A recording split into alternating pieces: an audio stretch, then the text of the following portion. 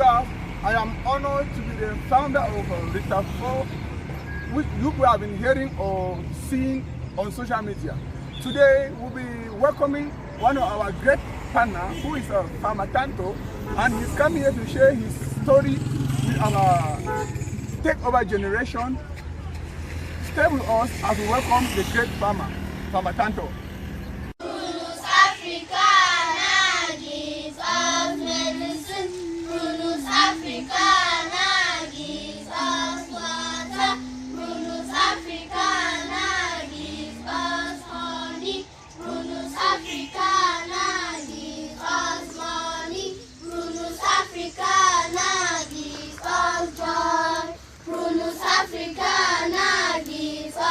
Oxygen, Prunus africana gives us joy.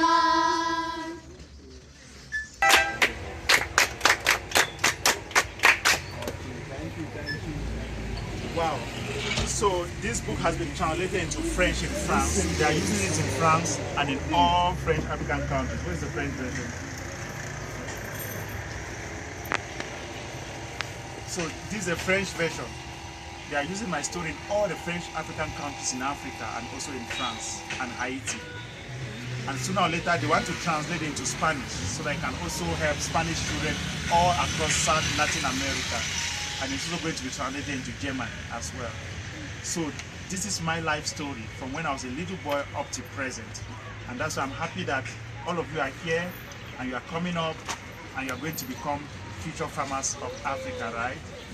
So how many would like to change your name to be called Farmer Jones, Farmer Emil, Farmer... You should be proud to call it. What's your name? Huh? Your name is? Jones? Farmer Nathan, wow. Farmer Patrice, wow. Farmer Patricia, wow. Farmer Daniel, wow. So you should be proud to be called farmers, right? Farmer who? Good, Farmer Emanuela. Wow, that's wonderful. Huh? Farmer Kayla. Oh, wow. Farmer Sonia, wow. Farmer Kezia, wow. That's great. Farmer Travel. Farmer Travel. He's going to be traveling a lot. So that's why it's called Farmer Travel. Travel, this is a travel. Okay. For villagers with physical disabilities, in places with large populations, communities build reservoirs so that in times of drought, people can get the water they need. Today, this is northwest Cameroon, sometimes wet, sometimes dry, but always very alive. Today, Farmer Tantoh does not work alone. Although he soaks up plenty of fats and figures, clean water is still scarce. He contrasts typhoid from drinking the local water. He's so sick, he worries he may not live long enough to graduate. So while in agri school, I drank dirty water and I was so sick.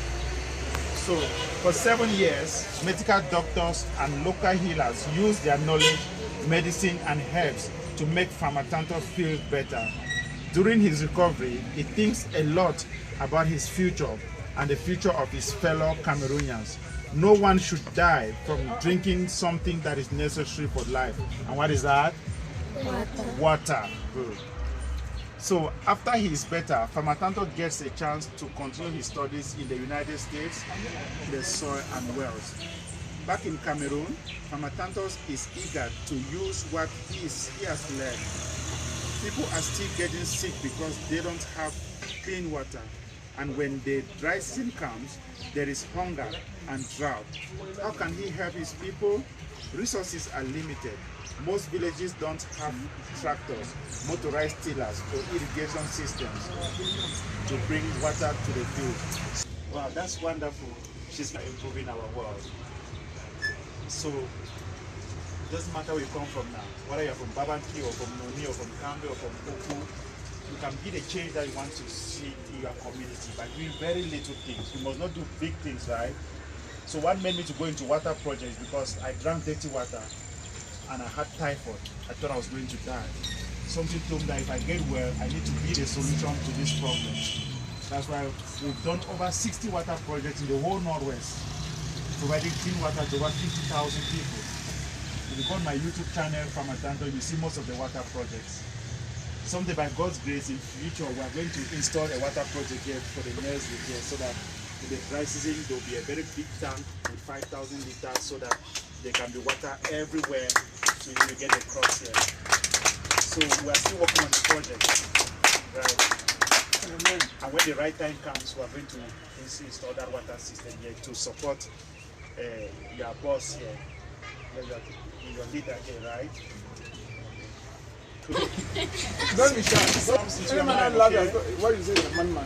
would like to be Sorry? I would like to be a farmer and I will work hard to get it. Wow, that's wonderful.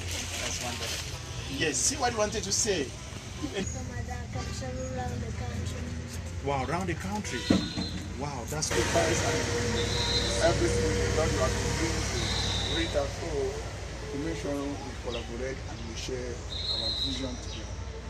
We also pray that what we have presented to our takeover generation should stick in their minds and they should embrace it with their soul.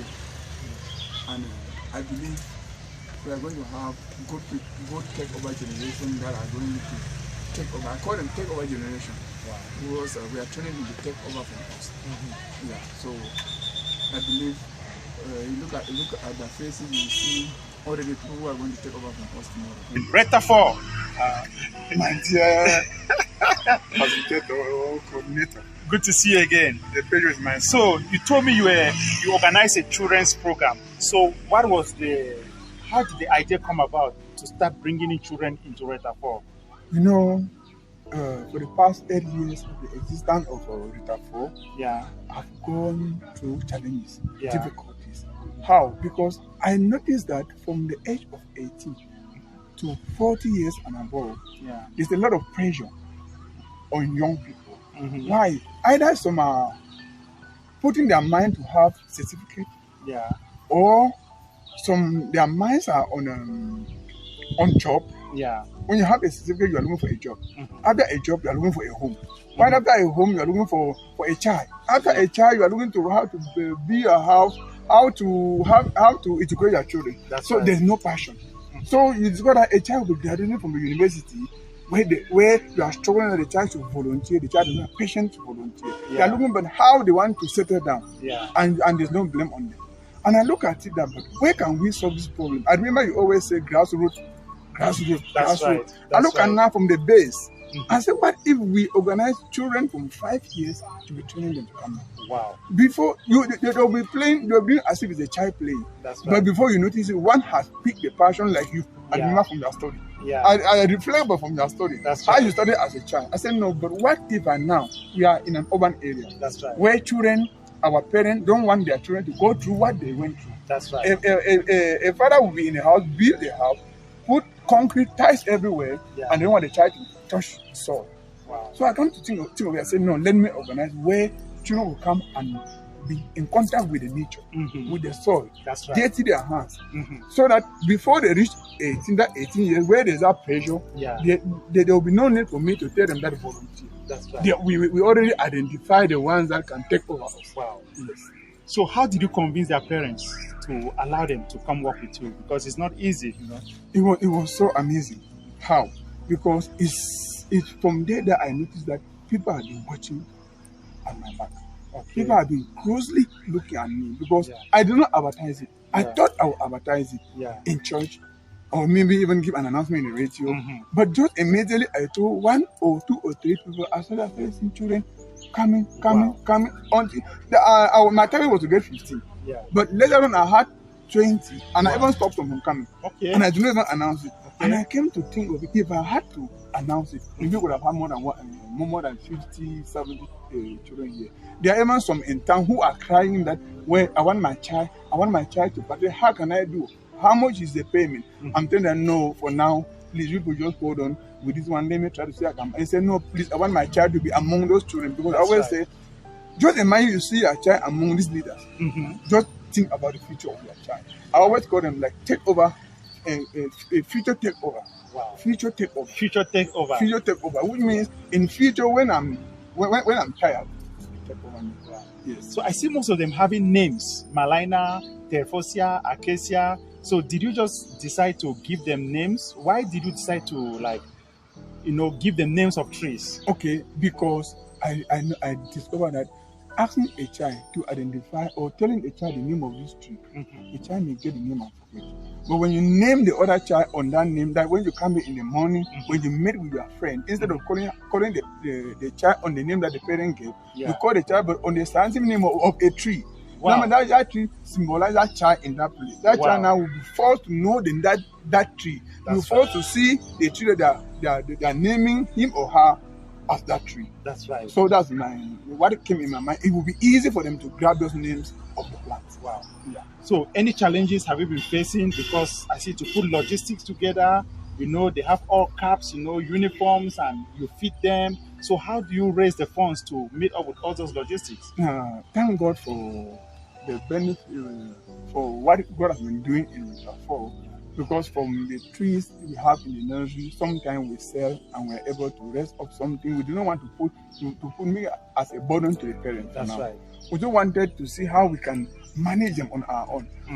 About the dresses we put on them, they should be in the unified way, uniform. So that when you are here and your child is crossing the road, we will know that is the Ritafo child. That's right. The child should not just be here and you see you want to turn, another child is crossing the road and you don't know whether it's a Ritafo child or not a Ritafo child. We try to make them to be in the unique way, so that we can identify them, and they should feel separate from the other children. They should feel belonging.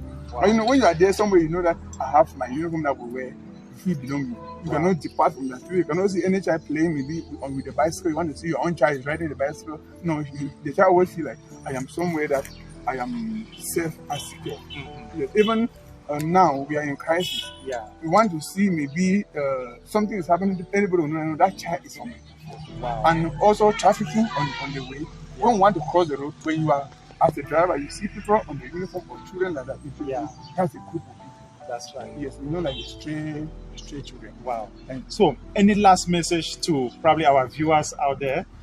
I think what I would tell them is that Ritafo cannot do it on its own. Right. If you feel inspired and you feel motivated, I think you should also start wherever you are. Even you are doing a recycling of plastic, you also organize your own children like Ritafo is doing here. When we are working here, you are working that way.